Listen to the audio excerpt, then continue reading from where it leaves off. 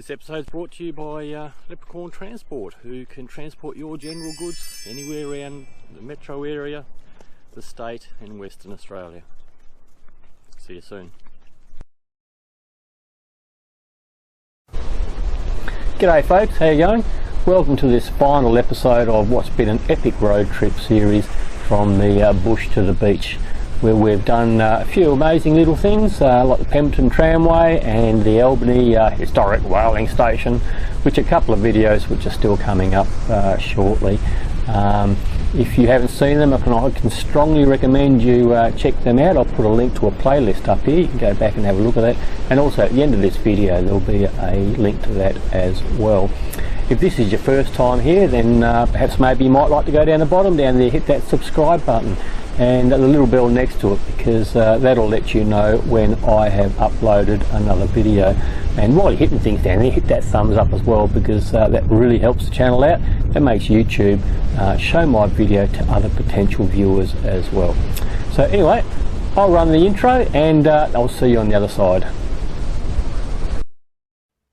You know, I was going to call this series Coast to Coast. Then 2 weeks before we were due to leave, this happened. We received a positive COVID-19 test result. That's right, COVID hit Perth. Great. This meant a last minute change in plans. So the roadblock will be about here. If I take this track down around here... Hey, nothing to see here! But there was no need to plan a secret departure from Perth, because the gods, they were smiling on us. It was a day late, but we could finally depart on our travels. But now, what to call the series? Escaping COVID! Nah. What about...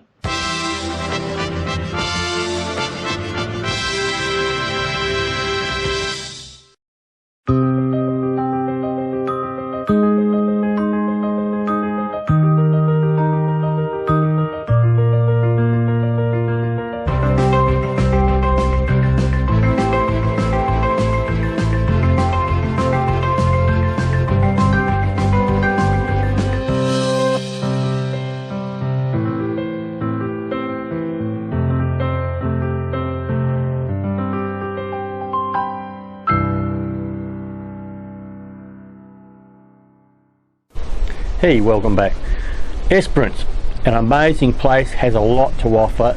There's a heap around town, and within about maybe an hour and a half of town, lots of things you can see and do. In this week's video, we are going to go and have a look at some strategically placed rocks. I'm going to try not to kill myself climbing another rock. At least it's not as bad as Mount Augustus. And we're also going to go and have a look at a couple of more of the amazing beaches around town. So let's get into it. We've got a lot to cover. So today we're going to check out Stonehenge. No, not this one. But this one.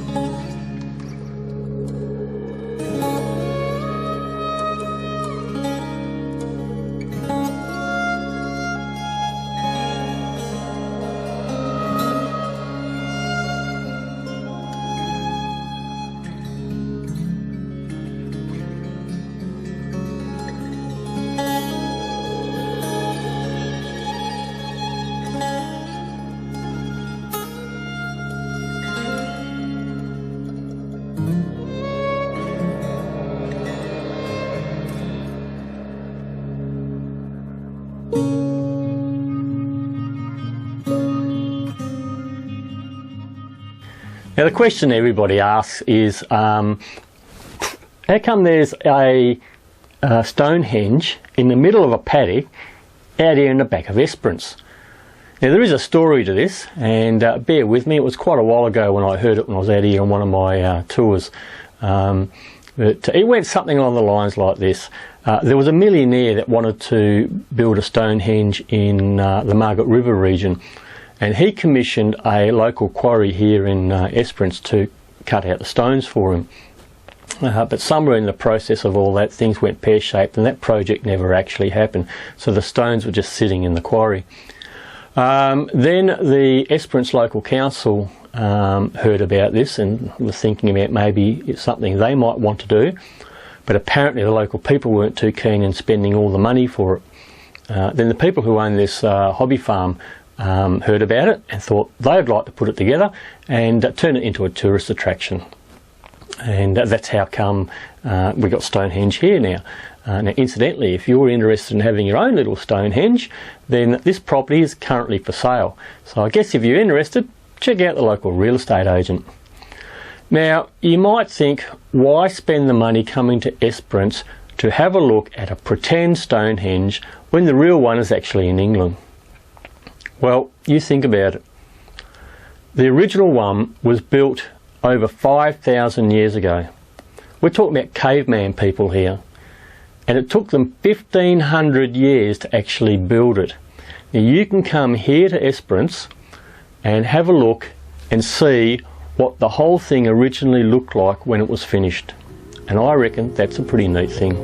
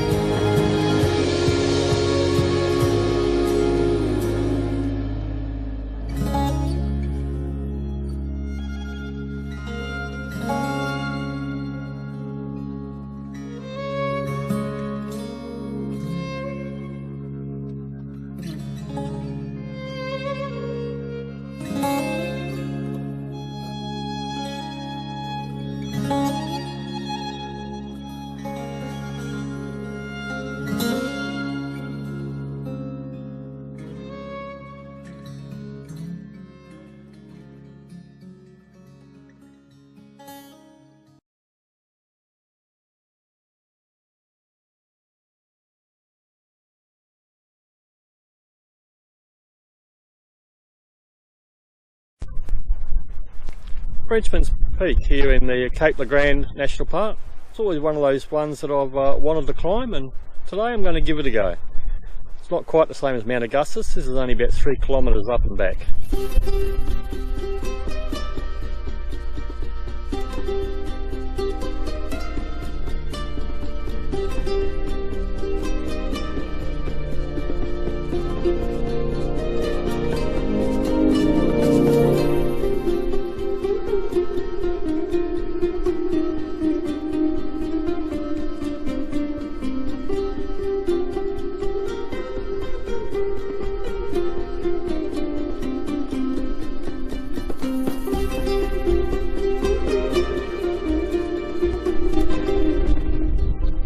Too bad starting out. It's a nice path to walk on.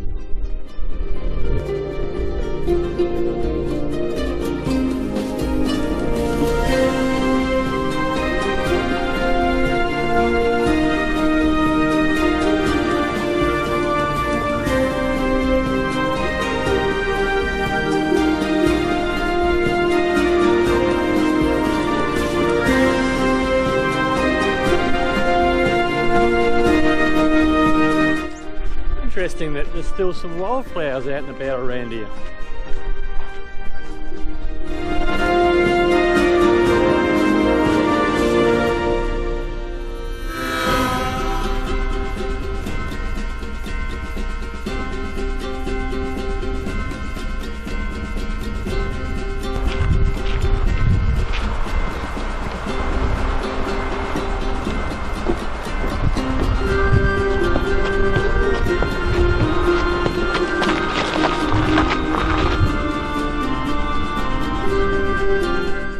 Say it's a gentle slope to the top. So far, I think they're right. But I can't help wondering if somewhere along the line this is going to change.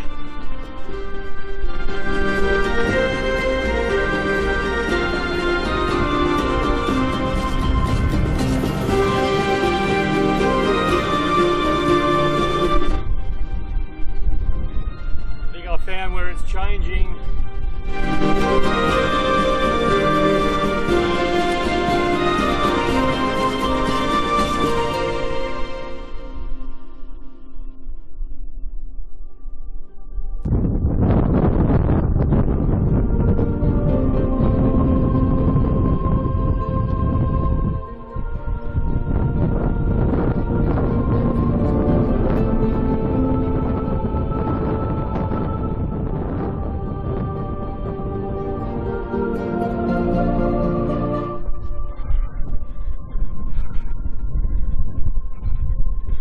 Gentle slope, my ass.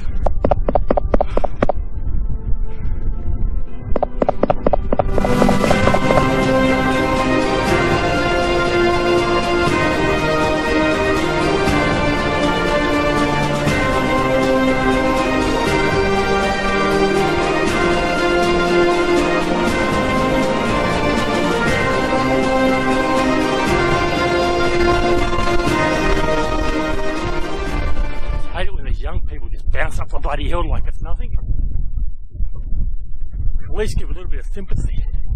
Show a little bit of tiredness and worn outness to make us old parts feel better.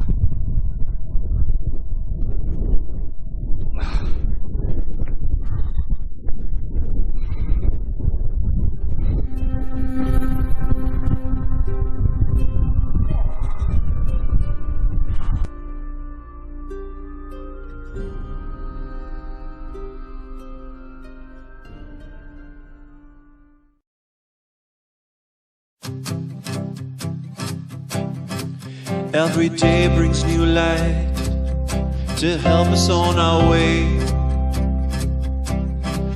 Always taking my breath, whether sun or rain.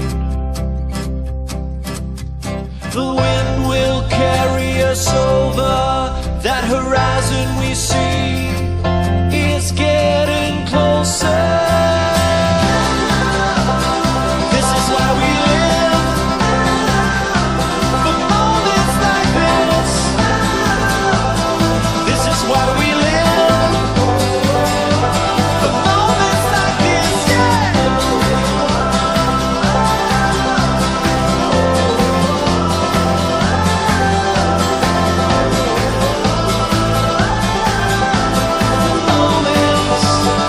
Moments like this.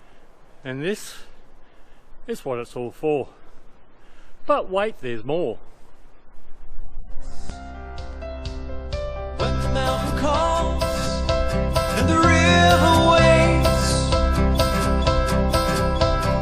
for what's to come, a dreamer's day. The wind will carry us over, that horizon we see. This is what it's all about. This is why we kill ourselves to get to the top of these rocks. Not because it's there, because you want to see this. It's all part of Cape Grand National Park. Over that way, about 50 kilometres maybe, that's where Esperance is. That beach along there, you can drive along that in low tide. I've done that.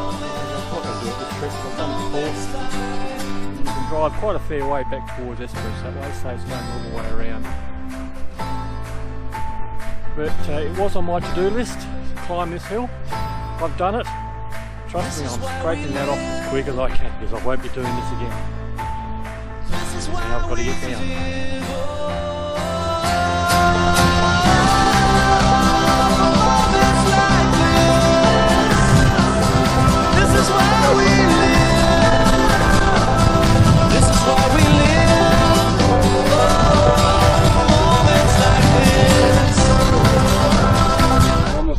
You're right on the edge.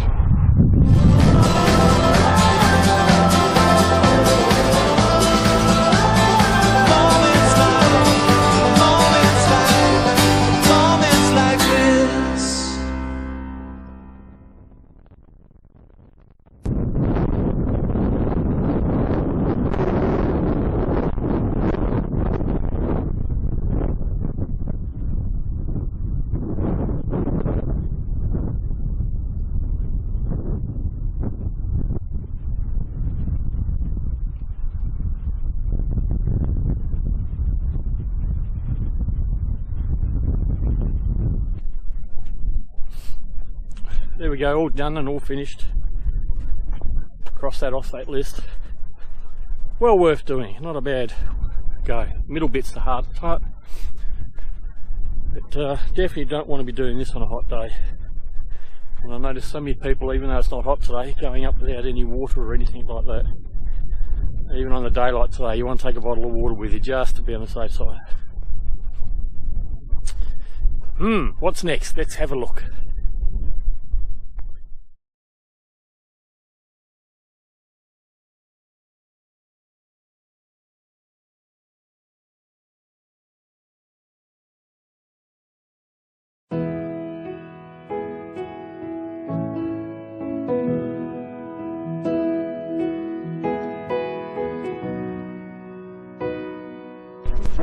Down here at Lucky Bay, I can remember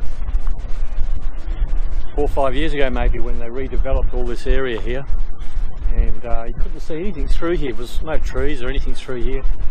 Caravan park over the back up there, or camping area, it had to be all self-contained up there. There's no electricity, no water, anything like that.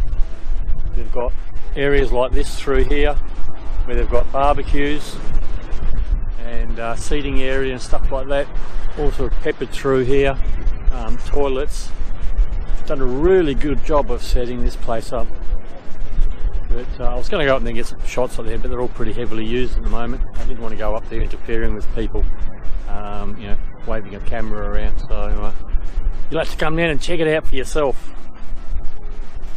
When you look from above, you can see that the caravan sites are well spaced out, so you have a little bit of privacy. Campsites here have always been popular, but with these facilities you really need to book well ahead. There are flush toilets and showers, although no guarantees on the hot water. There's no power available, but you can run generators at the listed times during the day. There's no drinking water, so basically you need to be self-sufficient, like your free camping, but you're paying for it.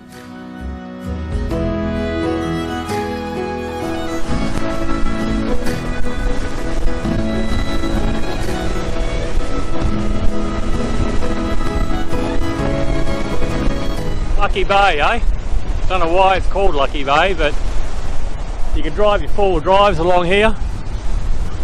There's usually a heap of kangaroos down here as well on the beach, but there's none around at the moment.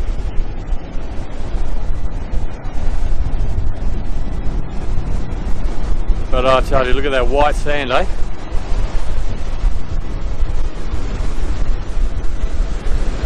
Absolutely brilliant.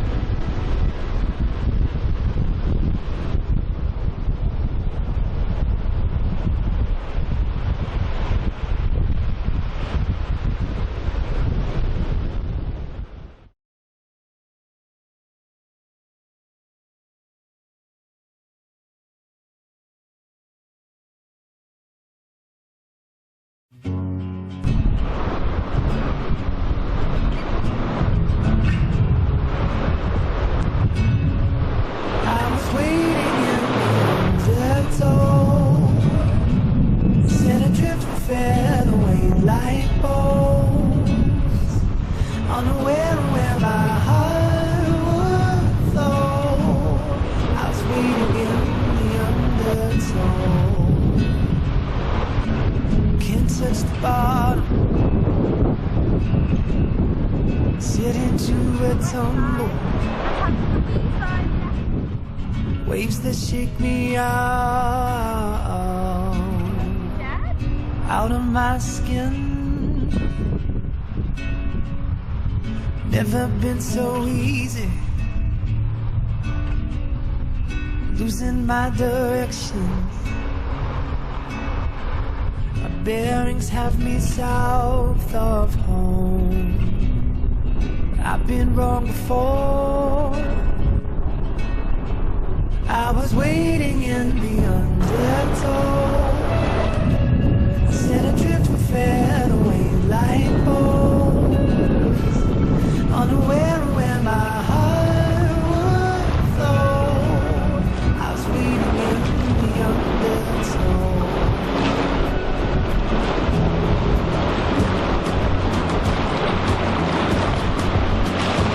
And the water feels like We've just come out to the Duke of Orleans Bay.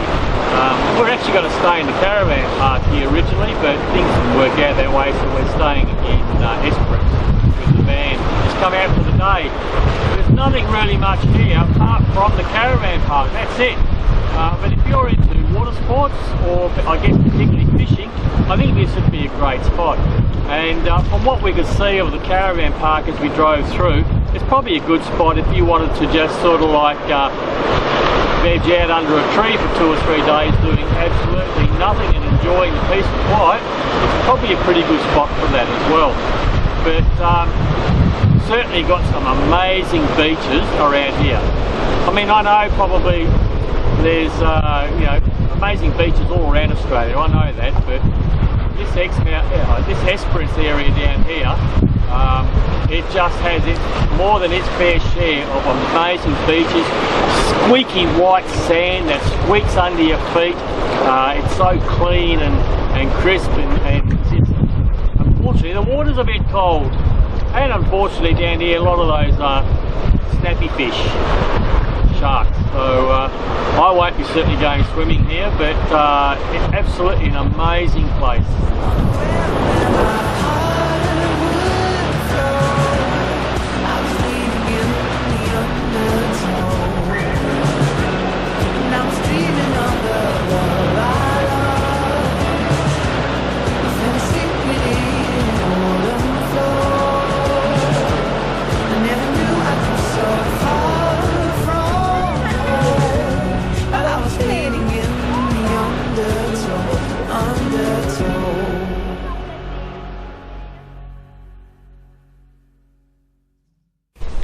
Well, that almost brings this video to an end. I'm actually going to finish it on something a little bit closer to town. But before that, I'd just like to say thanks for those that have been watching this series all the way through, for your support and everything. And I really hope that people watching this may have seen something of interest, perhaps something might trigger an idea to get out there and see some of this region for yourself, or anything of this great country, no matter where you live, whether you live here, you live on the east coast. Get out and have a look around your area and find out what is around to look at. People spend a lot of money coming here to Australia to see what we're living right next to. So don't let them have all the fun. So still to come is next time there'll be a video on the review on the caravan park that we stayed in Esperance. Then we've got a video on the Pemberton Tramway and the historic whaling station. That'll come as well. And then a little bit further down the track there is we're going to go and have a look at another wave, a little bit bigger than these ones. So thanks for your support if you've been here all the time. If not, don't forget to go down the bottom down there, hit that subscribe button and tell your mates and get everyone else over here as well, so we can try and boost the channel a little bit. But till next time, happy travels.